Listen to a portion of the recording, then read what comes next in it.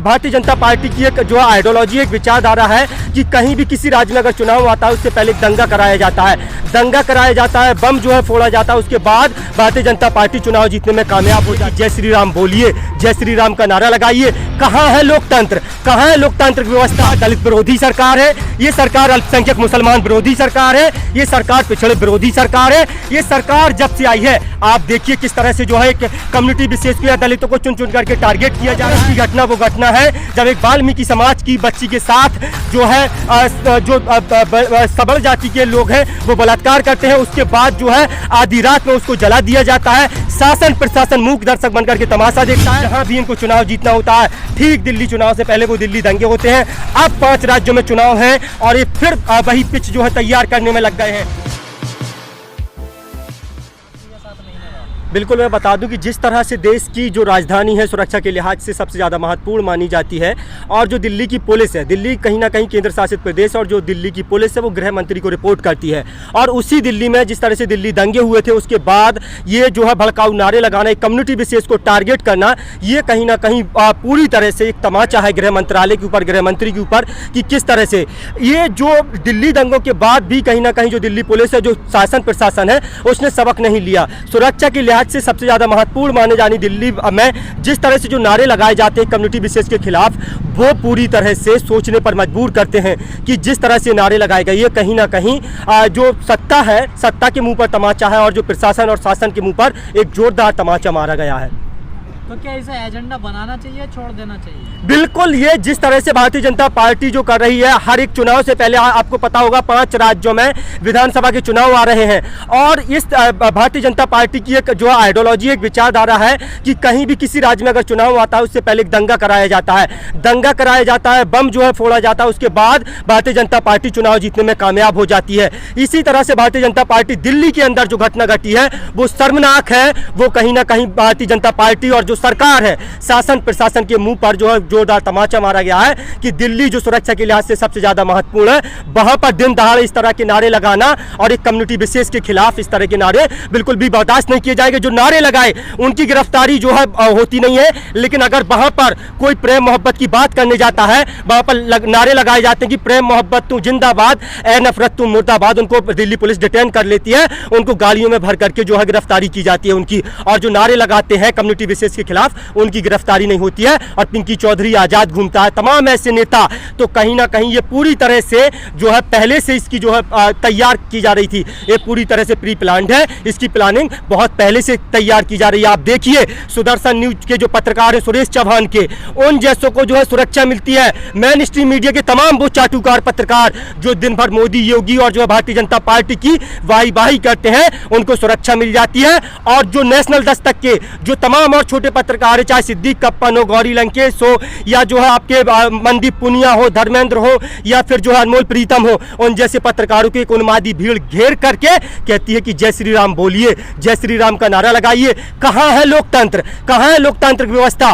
कहने को हम पूरे विश्व में जो है सबसे बड़ा लोकतंत्र है, लेकिन उसके बाद जिस तरह से उन्मादी भीड़ मजबूर करती है, अरे हमें क्या खाना है, क्या पीना है, क्या पहनना है, क्या ओढ़ना है, क्या बोलना है, ये हमें जो है लोकतंत्र आज़ादी देता है, हमें संविधान आज़ादी देता है, लेकिन उसी देश में पकड़ करके एक उन्मादी भीड़ कहती है कि आप जय श्री राम का नारा लगाइए, आप जय श्री राम बोलिए। और उन जैसे पत्रकारों को नहीं, मैं वही कह रहा हूं, पिछले 7 सालों में मीडिया का जो स्तर गिरा है, जो मेन स्ट्रीम मीडिया का स्तर गिरा है, जो शासन और प्रशासन का जो स्तर गिरा है, लगातार जो स्तर गिर रहा है। आप देख रहे होंगे कि मेन स्ट्रीम मीडिया के जो चाटुकार पत्रकार हैं, जो लगातार जो है मोदी, योगी और जो है सरकार की वाही करते हैं, उनको जो है कानून जो है उनको सुरक्षा देता है, उनको तमाम Y+ और तमाम सुरक्षाएं दी जाती हैं। अर्नब गोस्वामी उसका बहुत बड़ा जो है उदाहरण है। और जो सत्ता के खिलाफ डट करके जो है मुकाबला करते हैं, उनको जो है जेल में ठूस दिया जाता है। भूल गया अचानक से। चलिए, अच्छा, अभी आपने देखा दिल्ली में गैंग रेप होता है, लेकिन उस तरह से आवाज़ नहीं उठ रही है जैसे इस मुद्दा को अभी बनाया गया। नहीं, मैं वही मैं बिल्कुल वही बताना चाहता हूं कि ये कोई पहला मसला नहीं है। देश में दलितों की हालत जो है दाल से सस्ती है, दलित जो है दाल से सस्ता है।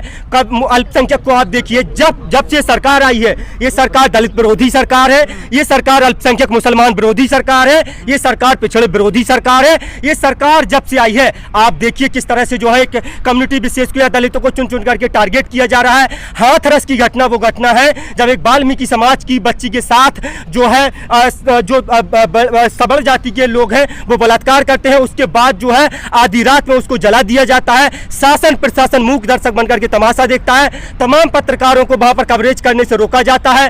तमाम जो है 144 लगी होने के बावजूद वहां पर एक महापंचायत हो जाती है, बड़ी महापंचायत हो जाती है उन जो है आरोपियों के बचाव के लिए। तो कोई पहली घटना नहीं है। आप देखिए जम्मू कश्मीर के अंदर जब 8 साल की बच्ची आसिफा के साथ मंदिर के गर्भगृह में गैंग रेप जैसी घटना को अंजाम दिया जाता है, तो ये सबसे पहले आजाद भारत के इतिहास में पहली घटना थी जब अपराधियों के समर्थन में तिरंगा और शंभू रैगर के समर्थन में आपने देखा होगा किस तरह से उदयपुर के कोर्ट पर भगवा फहराया गया था। तो ये तमाम जो घटना है 9 साल की बच्ची के साथ, जो 9 साल की बच्ची है, दिल्ली जैसे मतलब शहर में और दिल्ली देश की राजधानी है, वहां पर जब उसके साथ गैंगरेप जैसी घटना की जाती है और उसके बाद आधी रात को उसको जला दिया जाता है और शासन प्रशासन मूक दर्शक बनकर के तमाशा देखता है। जो दिल्ली पुलिस कहीं ना कहीं इसमें कमियां सबकी हैं, सरकारें आती हैं सरकारें जाएंगी, लेकिन जिस तरह से कमियां देखने को मिल रही हैं, आप बताइए जो देश की राजधानी की पुलिस है जो सीधे गृह मंत्री को रिपोर्ट करती है, इनको अगर कहीं कोई नारा लगता है वो सुनाई दे जाता है। अगर जेएनयू में जो नारे लगे भी नहीं थे वो नारे इनको सुनाई दे जाते हैं। लेकिन जब जो है गैंगरेप करके उस बच्ची को जलाया जाता है, तो जब उनके परिवार वाले उस चिता को बुझाने का काम करते हैं तो एक कांस्टेबल कहता है और उनको रोकता है, पानी डालने से रोकता है। तो इसमें शासन और प्रशासन की पूरी तरह से मिली भगत है। अच्छा, आपने 1 साल पहले देखा होगा कपिल मिश्रा नारे लगाए थे, कथित नारे, उसके बाद जो दिल्ली में दंगे भड़ के उसी तरह क्या इन लोगों का हौसला बढ़ा, अरे इस वजह से लोग इस तरह के बिल्कुल मैं बता दूं, कहा है कि इस दौरे सियासत का बस इतना सा फसाना है और बस्ती भी जलानी है, मातम भी मनाना है। ये जो सियासतदान है ना, इन्हीं का जो है पूरा किया कराया है। आपने देखा होगा कपिल मिश्रा किस तरह से लगातार भड़काऊ बयानबाजी कर रहे थे, उसके बाद दिल्ली जो है पूरी तरह से झुलस गई। दिल्ली दंगे हुए, उसमें उजड़ने वाले तमाम वो घर, उसमें मारे जाने वाले तमाम वो लोग इस बात की गवाही है कि ये सरकार किस तरह से जहां भी इनको चुनाव जीतना होता है, ठीक दिल्ली चुनाव से पहले वो दिल्ली दंगे होते हैं।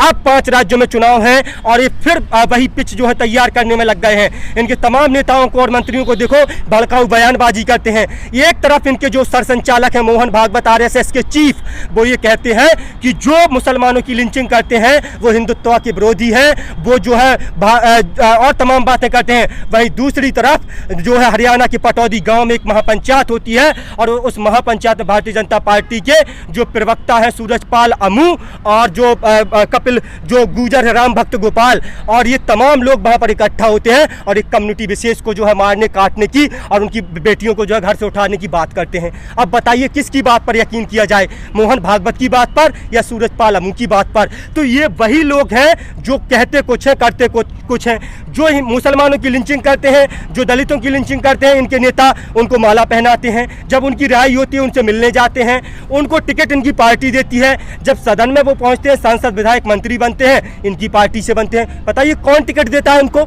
इनके मंत्री जयंत सिन्हा, यशवंत सिन्हा, ये जो है जाते हैं उनको माला पहनाते हैं। अब बताइए कौन प्रोत्साहन ये लोग करते हैं जब वो किसी को मारते हैं? इंस्पेक्टर सुबोध बुलंदशहर के अंदर उसकी हत्या हो जाती है और उनके हत्यारों को माला पहना करके उनका स्वागत किया जाता है। बताइए जब तक हत्यारों को, अपराधियों के समर्थन में तिरंगा यात्राएं निकलती रहेंगी, उनको प्रोत्साहन किया जाता रहेगा, उनको जो है माला पहनाते रहेंगे, तब तक इस तरह का अपराध रुकने वाला नहीं है। क्योंकि अपराध को आप प्रमोट कर रहे हैं, भारतीय जनता पार्टी सरकार अपराध को और अपराधियों को प्रमोट कर रही है। अपराधी मुक्त भी तो कर रही है। नहीं, अपराध मुक्त मुझे बताइए कहाँ अपराध मुक्त हुआ है मेरे भाई, आप बता दीजिए। अगर ये यूपी नंबर 1 किसी चीज में बना है तो मैं बता दूं बेरोजगारी में नंबर 1 बना है, अपराध में नंबर 1 बना है, बहु बेटियों की आबरू लूटने में नंबर 1 बना है, मर्डर में नंबर 1 बना है, तमाम और जो शिक्षा, स्वास्थ्य, रोजगार, निचले पायदान पर इसमें नंबर 1 बना है। आप कहा है जिस तरह से आप दिल्ली की चमचमाती सड़कों पर, तमाम दिल्ली में होर्डिंग्स पर लाखों रुपए का, करोड़ों रुपए के विज्ञापन पर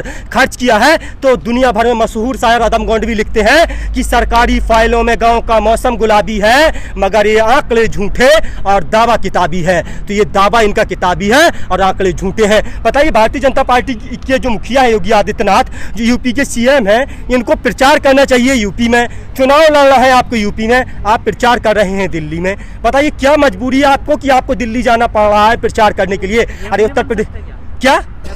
हाँ तो वही बिल्कुल, ये तो लड़ाई फिर ये कहिए कि 2024 की लड़ाई है। 2024 के लिए पिच तैयार कर रहे हैं आप, 2024 की तैयारी कर रहे हैं। यहाँ पर आपने देखा होगा कि कोरोना टाइम में स्वास्थ्य व्यवस्था कितने निचले पायदान पर थी, लोगों को ऑक्सीजन के सिलेंडर के लिए दर बदर भटक रहे थे। हमने अपनों को खोते देखा, हमने देखा कि किस तरह से दूसरी बेस में, दूसरी लहर में जो है गंगा में तैरती हुई लाशें देखी, और एक मतलब यूपी मॉडल की बात कर रहे हैं। ये दिल्ली में जाकर के जो है अपना प्रचार प्रसार कर रहे हैं, करोड़ों का विज्ञापन पे जो है खर्च कर रहे हैं, और हमने गंगा में तैरती लाशों को देखा। हमने देखा किस तरह से ऑक्सीजन की कमी से लोग मर रहे थे, वेंटिलेटर मुहैया नहीं हो पा रहे थे, और जिस तरह से ये सरकार पूरी तरह से फेल साबित हुई उस दूसरी लहर में, आप सभी ने देखा होगा।